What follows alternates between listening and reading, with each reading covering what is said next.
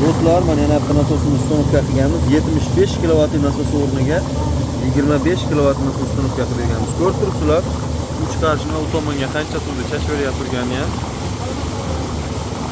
Bu joyda 75 kilovatli o'rniga o'rnatilgan, yana qaytarib o'taman, 25 kilovatli nasosimiz.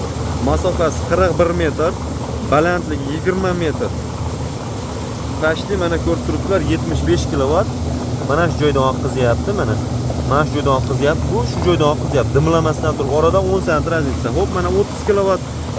Yon, misol uchun 30 kilovatli bo'lganda ham yana bitta 7,5 qo'yib berilgan taqdirda ham 30 kilovat, 75 kilovat. Orada ko'rib turibsizlar, 45 kilovat ekonom bo'lyapti. Bu aniq realni bo'layotib turgan narsa. Endi pastini ham bir ko'rsatib o'tamiz.